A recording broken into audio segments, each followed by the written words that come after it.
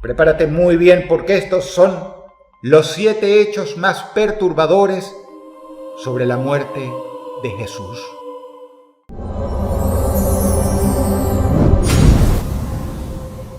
Bienvenidos a otro episodio de Estudios Bíblicos Ilustrados. En esta ocasión vamos con otra video reacción. Esta vez un video que vamos a estar reaccionando del canal de Dross o Dross Rotzang, que algunos ya sabrán es un canal de estos de entretenimiento que habla temas de terror y de misterio. Pero el caso es que aquí este video es un especial de Pascua acerca de la muerte de Jesús.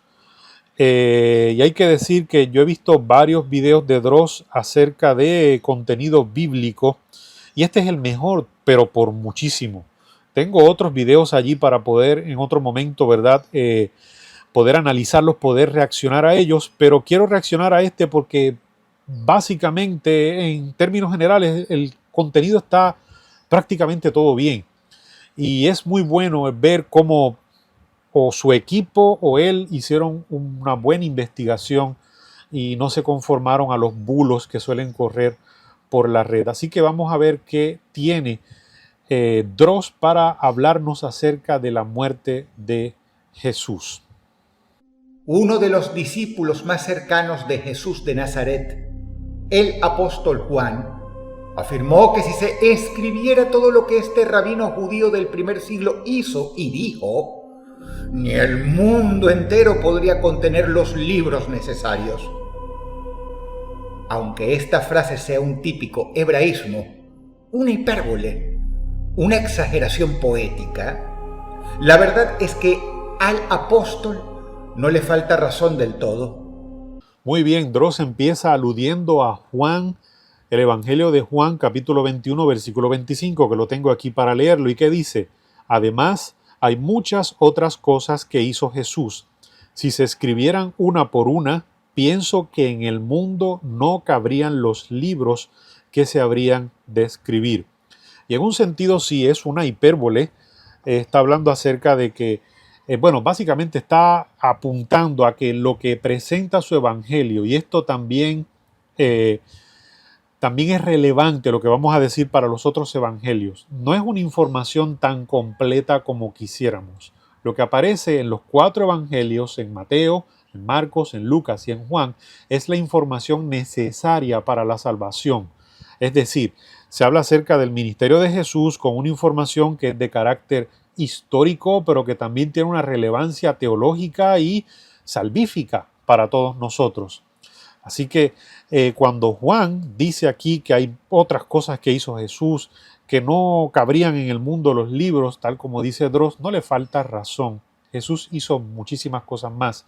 Y de paso, de la figura de Jesús, quien es verdadero Dios y verdadero hombre, de Jesús como Dios todopoderoso, de cristología, ríos de tinta han fluido y ríos de tinta todavía deberían fluir para hablar acerca de nuestro Salvador, de Cristo Jesús y de todas las cosas que Él representa. Y no solamente acerca de los 3 años y medio de su ministerio, sino de la figura de Jesús mismo a través de todo el Antiguo Testamento, cosa que podremos estudiar luego porque Él está presente en el Antiguo Testamento, obviamente no bajo el nombre de Jesús, pero sí bajo otros títulos y en otros momentos muy importantes de la historia bíblica. Así que ese detalle es sumamente importante. Me llama la atención también de forma positiva el uso del término hebraísmos. ¿Por qué? Porque la Biblia es un libro hebreo y hay que entender la Biblia con una mentalidad hebrea. Ojo, eso no significa que vamos a entender la Biblia a través de la llave que supuestamente nos pueda dar el judaísmo moderno, el judaísmo rabínico. Ya vimos en un video anterior, y de hecho me faltaría muchísimo para poderlo explicar, el judaísmo moderno no tiene que ver nada con el judaísmo que representa el Antiguo Testamento, lamentablemente.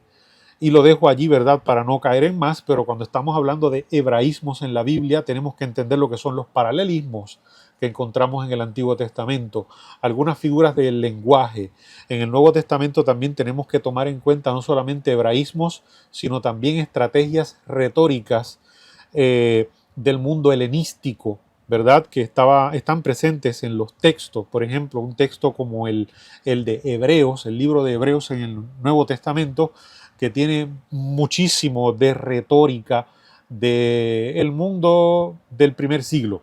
¿Okay? Así que qué bueno que Dross hace o emplea este término, ¿verdad? Para hablarnos un poco más acerca de la riqueza del texto bíblico, que muchas veces predicadores y pastores hablan tantas cosas, pero no conocen acerca de eso.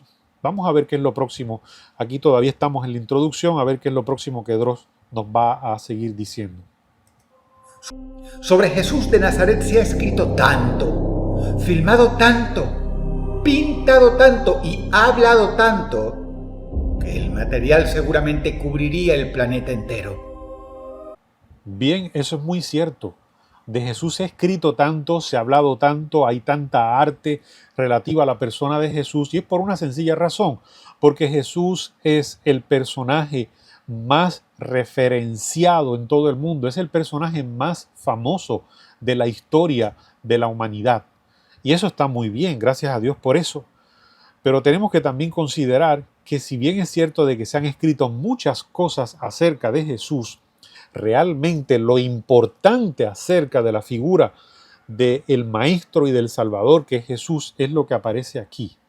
Y no estoy hablando solamente del Nuevo Testamento, como algunos quieren, ¿verdad?, hacer ver que no, Jesús apareció en el Nuevo Testamento y crean una separación insalvable entre Antiguo y Nuevo Testamentos. No, de Cristo se empieza hablando desde Génesis 3:15, desde el protoevangelio, desde la promesa de que vendría un descendiente de la mujer y aplastaría la cabeza de la serpiente. Desde ese punto se está hablando del Salvador. Que de paso, ese versículo es muy importante, lo vamos a analizar en otro momento porque hay mucho que aprender acerca de eso, ¿verdad? De Jesús no se habla en el Nuevo Testamento, simplemente, sino que el Salvador, el Mesías prometido, el Salvador de la humanidad y del universo entero, de él se empieza hablando desde el mismo principio de la Biblia. Así que hay ríos de tinta hablando acerca del Salvador, es la figura más referenciada en toda la historia, es el personaje más famoso de la historia mundial. Pero hay que ver que lo que verdaderamente importa acerca de él es lo que está aquí. Sigamos con lo próximo. A diferencia de otros líderes religiosos de la historia, él mismo no escribió ninguna obra. Tampoco lideró ningún ejército ni tuvo cargo público alguno. Y, a diferencia de otros líderes, su ministerio fue breve y apresurado. Jesús sabía que el tiempo corría en su contra y que proclamarse el Mesías de los judíos le traería la muerte más temprano que tarde.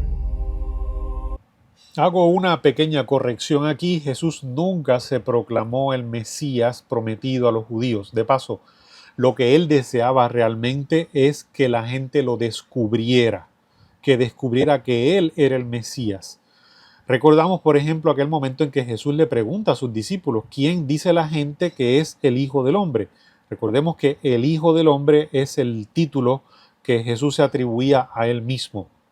Dicho sea de paso, ese título proviene del libro de Daniel. Daniel capítulo 7, parte de una profecía. Aquel que tuviese algo de entendimiento comprendería que cuando Jesús se hace llamar a sí mismo el Hijo del Hombre, en el contexto que eso aparece en Daniel capítulo 7, comprendería que estaba queriendo decir que era el Hijo de Dios, que era el Salvador y el representante de la humanidad delante de Dios. Pero gente no lo entendió, hubo gente obviamente que lo entendió, gente que no. El caso es que cuando Jesús le pregunta a los discípulos, ¿quién dice la gente que soy yo? Unos decían, eres Jeremías, eres tal, eres cual. Y entonces cuando Jesús pregunta, ¿y ustedes quién dicen que soy yo? Ahí es que Pedro, iluminado por el Espíritu Santo, le dice, tú eres el Cristo, el Hijo del Dios viviente. Y ahí es que Jesús le contesta, bienaventurado eres Simón, hijo de Jonás. Esto no te lo ha revelado carne ni sangre, sino mi Padre que está en el cielo. ¿Por qué? Jesús, incluso después que Pedro le dijo eso, él mandó que no se lo dijesen a nadie.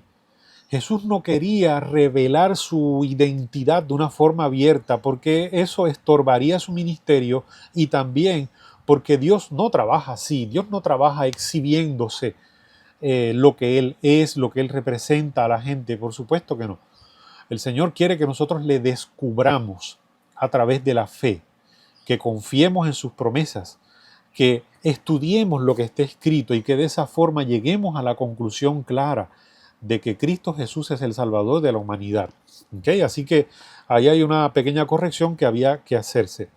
Interesante, como dice Dross, Jesús no escribió él mismo, no creó ningún tipo de institución. Alguien pudiera decir, sí, creó la iglesia es una institución. La iglesia se corrompió como institución. La iglesia nunca estaba destinada a ser parte del andamiaje político imperial como pasó cuando el cristianismo básicamente claudicó en Roma y se transformó en parte del gobierno del Imperio Romano. Eso es una aberración. La iglesia de Cristo era un ente básicamente aparte, totalmente espiritual, no tenía que ver con el mundo político, así que Jesús no vino a establecer una institución con potencia política ni militar, por supuesto que no. Y Jesús tampoco fue un revolucionario, como dicen muchas personas. No, que fue un revolucionario, mentira, Jesús no fue un revolucionario. Jesús no quiso causar ningún tipo de revolución. La gente que escuchaba a Jesús en el siglo I querían una revolución y muchos se decepcionaron porque no encontraron en Jesús el revolucionario político y militar que querían. Hasta los mismos discípulos querían eso.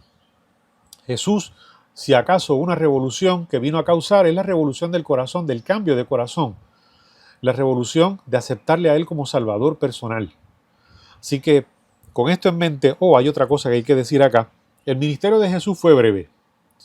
Y aquí el Evangelio de Juan, que mencionamos al principio, es un documento clave para dejarnos saber un poco acerca de su extensión. Muchos nos decantamos por 3 años y medio. Esto por parte de la profecía en el libro de Daniel. Pero también hay cierto soporte, como acabo de mencionar, en el Evangelio de Juan. ¿Cómo? ¿Qué soporte? ¿Qué evidencia? El número de Pascuas, porque la Pascua se daba una sola vez al año.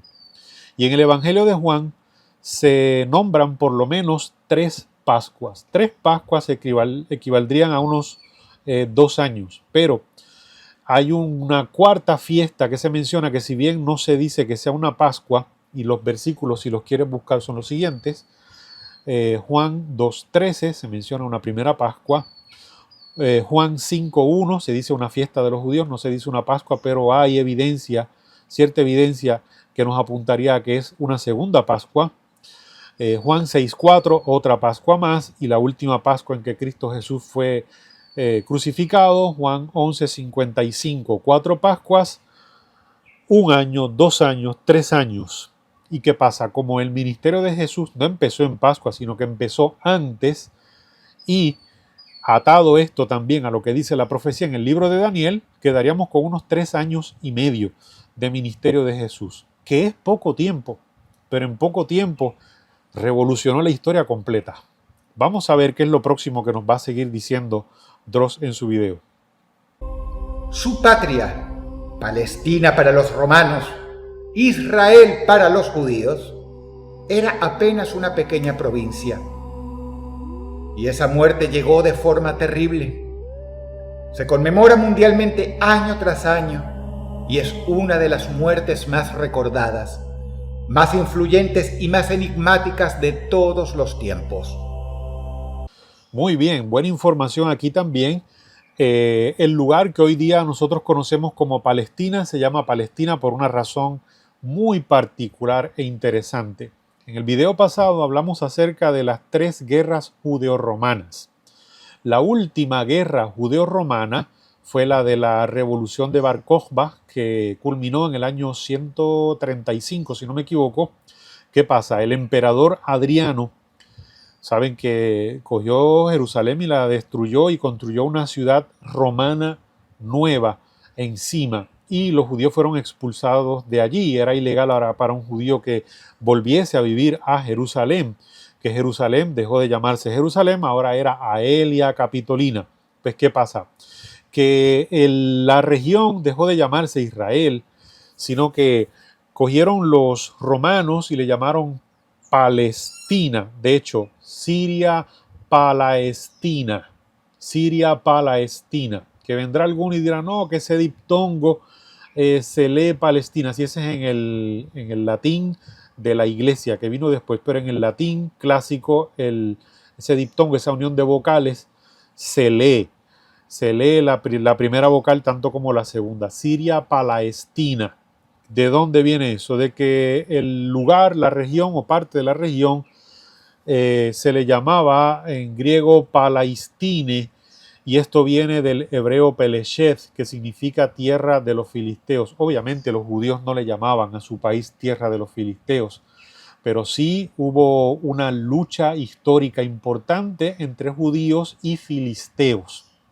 De tal forma y manera que los romanos, para borrar la memoria de los judíos del lugar luego de la revolución de Bar Kokhba, decidieron llamarle al lugar, a esa región, esa provincia Siria Palestina, como queriendo decir, esta es la tierra de los palestinos, no de los judíos, esta es la tierra de los filisteos, ¿verdad?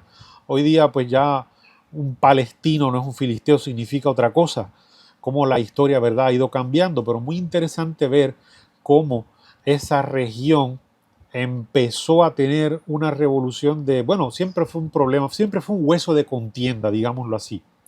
No voy a meterme más en esto porque si no, no llegamos a la parte del video en sí, pero sigue siendo un sitio de contienda de seguro. La muerte de Jesús, dice acá Droz, que es la más celebrada y enigmática de todos los tiempos. Por supuesto, es la muerte principal en toda la historia de la humanidad. No solamente para el creyente, sino para una persona que estudia humanidades, la muerte de Jesús crea un antes y un después en la historia. Es innegable. Veamos qué es lo próximo que nos tiene Droz para presentarnos en su video. En este especial de Pascua, veremos 7 hechos históricos referentes a la muerte de Jesús de Nazaret, que quizá no conocías y que fueron sumamente perturbadores, misteriosos y, a veces incluso, inexplicables. Prepárate muy bien porque estos son los 7 hechos más perturbadores sobre la muerte de Jesús. Bien, como mencionamos al principio, vamos a analizar solamente la mitad del video y estos son los escaños séptimo, sexto y quinto. Y vamos a ver qué nos tiene que decir. Muy interesante con toda esta música de misterio que pues suele ser cautivante. Así que empecemos a ver qué nos va a decir acerca de la muerte de Jesús. Número 7. La crucifixión romana no solo estaba diseñada para matar, sino para humillar. Los condenados colgaban totalmente expuestos a la vista de todos, incluyendo mujeres y niños, como forma adicional de degradación pública. Las representaciones artísticas cristianas posteriores cubren a Jesús por decoro, pero históricamente él y los demás crucificados estaban completamente desnudos. Muy bien, empezamos acá fuerte. Voy a empezar a hablar primero de la crucifixión, que no es un método de tortura que haya sido inventado por los romanos. Por supuesto que no. Se entiende que la crucifixión, más o menos como la entendemos, no fue inventada, pero tenemos un claro antecedente histórico que nos da Herodoto y es de la época del Imperio Aqueménida, del Imperio Persa, atribuida a Darío I en el año 519, cuando cogió a muchos enemigos, ¿verdad?, y los crucificó. ¿Okay? Ahora, si bien es cierto que decimos que esto aparece primeramente como una referencia histórica por parte de Herodoto, que es un historiador griego, hablando acerca de los persas, tenemos que decir que los antecedentes probablemente eran más viejos que el imperio persa. Algunos autores hablan de los asirios e incluso de los babilonios, pero probablemente eso no serían crucifixiones lo que hubieran utilizado, sino que estaríamos hablando más bien del empalamiento. Y que del empalamiento pues la cosa evolucionaría. El empalamiento incluso se daba ya cuando la persona estaba muerta, pero habría evolucionado hasta un método de tortura que llegó hasta los persas, de los persas hasta a los griegos, también a los cartagineses y finalmente a los romanos, que se entiende fueron los que perfeccionaron la técnica y que la preservaban, la reservaban de forma especial para aquellas personas que fueran enemigos públicos realmente importantes. ¿Por qué? Porque hay que gastar tiempo y ciertos recursos para crucificar a alguien. Y sí, es cierto que el crucificado era crucificado totalmente desnudo, no como las representaciones que tenemos en muchas pinturas y esculturas de Jesús con algún tipo de manto que cubría la zona pélvica. No, eso por decoro. Pero el crucificado moría totalmente desnudo, que era parte de no solamente la tortura, sino también la humillación extrema, y más para un judío. Vamos a lo próximo. Esto añade una capa perturbadora de vergüenza y vulnerabilidad extrema al sufrimiento físico. Tan solo imagina la imagen real. Un maestro del primer siglo, considerado el Mesías por sus seguidores, plagado de heridas horribles y clavado a una cruz totalmente desnudo, con sus genitales a la vista. Número 7. Muy bien, mucha precisión. Así mismo fue, totalmente desnudo a la vista de sus seguidores y de todo el mundo y destrozado físicamente. Hablemos un poco acerca de la desnudez como una forma de humillación particularmente importante para un judío. Tenemos el caso de Noé, que hablé algo de él en un video anterior. Noé, por una borrachera imprudente, pues quedó expuesto, se quitó toda la ropa y quedó durmiendo desnudo en su tienda, y de allí pues se da un evento bastante importante en la historia del Génesis, la desnudez de Noé, como un asunto de importancia porque era algo muy humillante. Tengo aquí 2 de Samuel, en el capítulo 10, en el versículo 4. Es interesante porque David mandó una comitiva, ¿verdad?, de embajadores suyos a un rey, y el rey no los trató bien. Y mira lo que dice acá, lo que hizo el rey Anún. Dice 2 de Samuel 10:4. Entonces Anún tomó los siervos de David, les rapó la mitad de la barba, les cortó los vestidos por la mitad hasta las nalgas y los despachó. Y de allí, pues, ¿por qué les cortó los vestidos hasta la mitad? Para que no pudiesen cubrirse. Era una forma de escarnio, y para el judío era sumamente vergonzoso eso. Incluso también lo de la barba, que si lees el versículo 5 después, te vas a enterar que David le dijo que se quedaran en un lugar hasta que la barba les creciera y después volvieran a sus funciones regulares, porque era algo también humillante para un judío el que le recortasen la barba. Una cuestión que no es bíblica por mandato, por lo menos lo de la barba, pero sí representa un aspecto cultural. Pero lo de la desnudez se toma muy en serio en los tiempos bíblicos. Hoy día lamentablemente la gente no lo toma tan en serio, pero bíblicamente, incluso en un punto de vista simbólico, se habla en el libro de Apocalipsis, al decirse que nadie vea la vergüenza de tu desnudez, y se utiliza como un símbolo de andar sin justicia, sin la justicia de Dios, la justicia que perdona nuestros pecados. ¿Por qué? Porque en la Biblia la desnudez es un símbolo universal de vergüenza y de oprobio. Vamos a lo próximo que aparece en el video de Dross. Número 6. Antes de su arresto, en el huerto de Getsemaní, Jesús entró en un estado de angustia tan extremo que, según el Evangelio de Lucas, escrito por un médico de profesión, su sudor se volvió como grandes gotas de sangre que caían a la tierra. Esta rara condición médica existe realmente y coincide con el contexto bíblico. Se llama hematohidrosis y ocurre cuando el estrés extremo hace que los capilares sanguíneos bajo la piel se rompan y se mezclen con el sudor, haciendo que la persona literalmente sude sangre.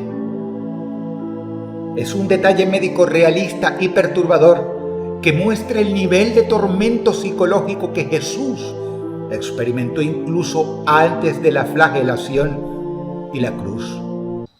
Muy bien, excelente dato el de la hematohidrosis, que de paso hay casos, puedes buscar en internet y vas a encontrar incluso casos relativamente recientes, de unos 9 a 10 años atrás, de casos de este problema de hematohidrosis, que es sumamente raro, pero que responde a un estrés, un signo de un estrés superlativo, digamos, una angustia emocional bastante fuerte.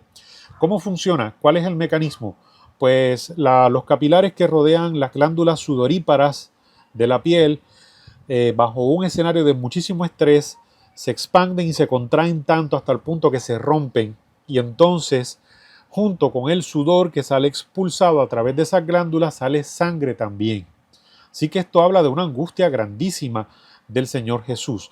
¿Por qué Jesús estaba en angustia? Pues desde un punto de vista teológico tenemos que ver que si Jesús es el sustituto del cual se hablaba en el Antiguo Testamento a través del animal de sacrificio, y que a ese animal sustituto se le ponía la mano en la cabeza para la transferencia simbólica de los pecados, pues adivina qué, estaríamos hablando de ese mismo escenario, de Jesús que estaría recibiendo nuestros pecados sobre su persona, la culpabilidad de todos nosotros recayendo sobre Jesús, porque recuerda que Jesús no murió simplemente como que la cruz lo mató y demás, no.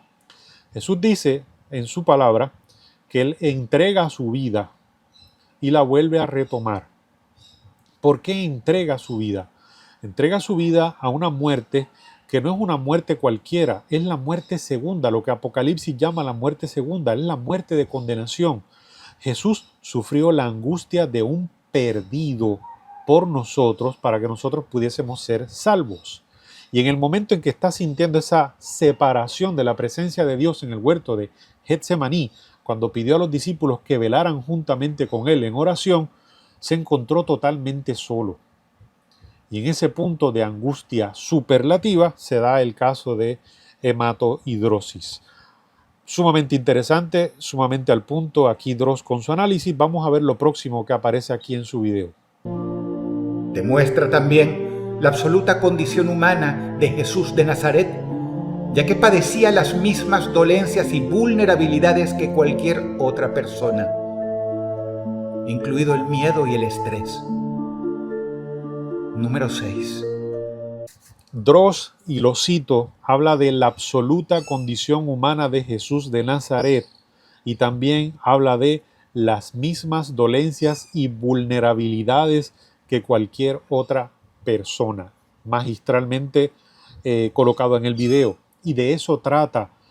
Todos esos detalles que aparecen en los evangelios, lo que nos dibujan es el cuadro de Dios hecho 100% hombre y que esconde su divinidad, que solamente utiliza su poder divino para sanar a otros, para tratar de aliviar los dolores de la humanidad doliente a la que vino a salvar y hablarle acerca de él como Salvador, pero él no utilizó los poderes para socorrerse a sí mismo, sino que quedó en el mismo hoyo de la humanidad en el cual estamos tú y yo.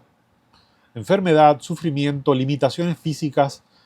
Ahí se ve a lo vivo la humanidad del Señor Jesús. Interesante que la comprensión dentro de la cristiandad tardó mucho tiempo. No dudo que esa generación original de cristianos iluminados por el Espíritu Santo la entendiesen bien, pero después las cosas se fueron oscureciendo y hubo que llegar al Concilio de Calcedonia en el año 451 para llegar a la conclusión de que Cristo era verdadero Dios y verdadero hombre, la llamada unión hipostática, que en Cristo Jesús residen dos naturalezas, que no se cancela, que una no cancela a la otra. En el caso de cuando vino por primera vez, la divinidad quedó escondida y él se sometió a la voluntad del Padre, cumplió los milagros, todo esto y demás, pero él no utilizó los milagros para satisfacer necesidades de él. Y cuando venga por segunda vez, ya no viene como un hombre limitado, viene como Dios Todopoderoso, porque viene como Rey de Reyes y Señor de señores por segunda vez y eso va a ser pronto. Próxima parte del video. Número 5. En el año 1968, en una tumba de Jerusalén, se descubrió el talón de un hombre llamado Yehohanan, de unos 24 a 28 años, con un clavo de hierro de 11,5 centímetros, todavía incrustado en el hueso. Esto confirma que los pies se clavaban por separado a los lados del poste vertical y no uno sobre otro, como suelen mostrar las imágenes tradicionales. También demuestra que las víctimas a veces eran enterradas, pese a la costumbre romana de dejar los cuerpos expuestos a los buitres. Qué interesante y qué buen caso. Durante mucho tiempo los enemigos de la Biblia, los ateos, los críticos, decían que la crucifixión era totalmente un mito porque no había señales de ningún crucificado.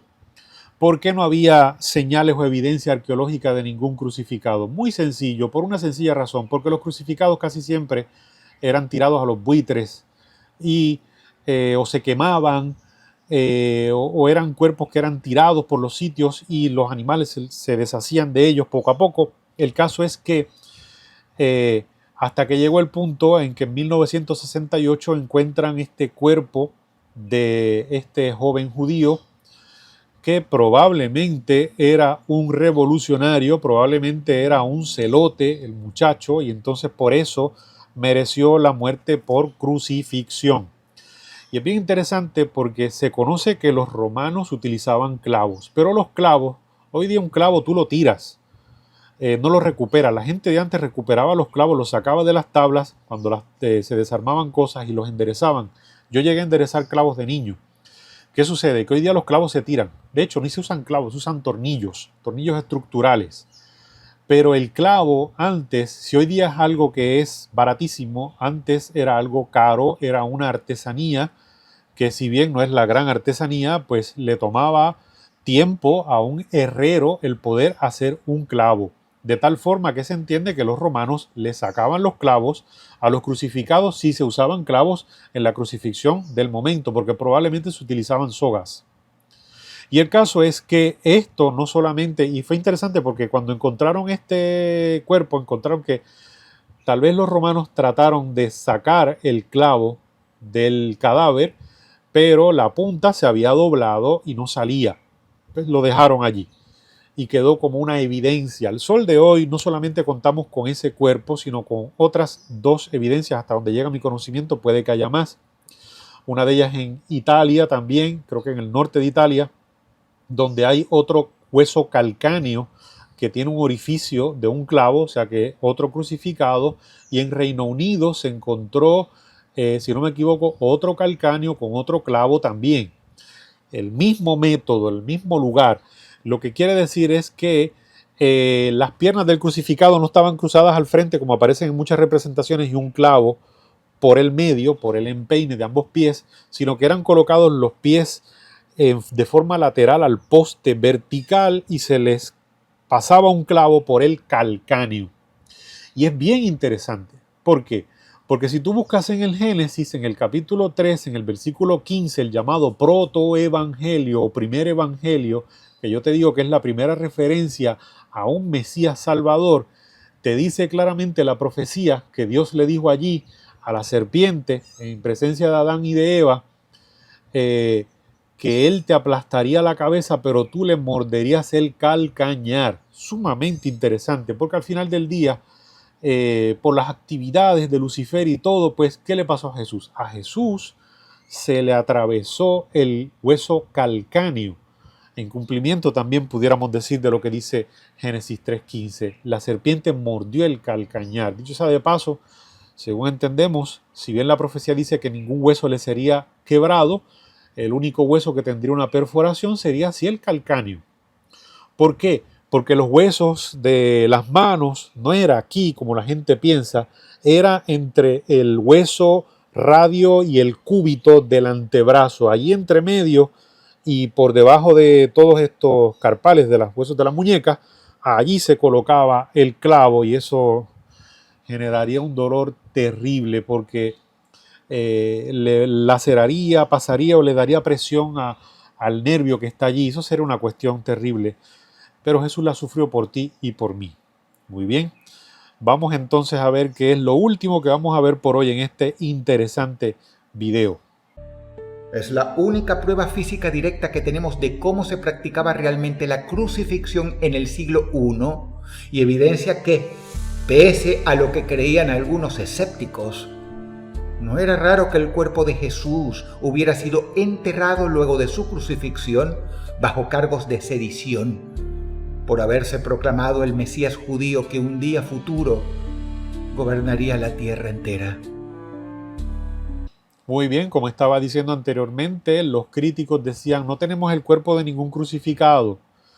Y ahí estaba el cuerpo de un crucificado, cuerpo que también fue enterrado, porque otra crítica era de que si era crucificado no sería enterrado, pero ahí encontramos que sí, efectivamente, que de hecho no solamente este cuerpo que se halló en Israel, sino también los otros dos, el de Italia y el de Reino Unido, pues nos hablarían de lo mismo, de que no siempre los crucificados serían tirados a los buitres, sino que hallarían, ¿verdad?, lugar en una tumba.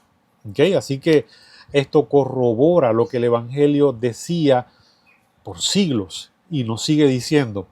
Me llama mucho la atención lo que dice Droz, que él o su equipo se orientaron muy bien, hicieron una buena investigación, porque dice que a Jesús los cargos que le colocaron para ser crucificado fue el cargo de sedición. Y esto es sumamente importante. ¿Qué es la sedición? La sedición es básicamente cuando tú te alzas en contra del gobierno, en contra de la autoridad del país. Y ese fue el cargo bajo el cual se procesó y se crucificó al Señor Jesús, como si fuese una persona sediciosa, cuando Jesús realmente no era un revolucionario. Cuando Jesús básicamente lo que vino a plantear era un reino que no era de este mundo. Así que, mis queridos, sumamente interesante este video que acabamos de analizar. Pendiente, si no te has suscrito a este canal, y también activa la campana de las notificaciones, porque te estoy dando información de alta calidad acerca del Evangelio, de la Biblia y de la persona de nuestro Señor Jesús. Pendiente al segundo video de esta serie de reacción a este video de Droz que sale muy pronto. Y como siempre, que la paz de Dios sea contigo. Gracias por ver el video.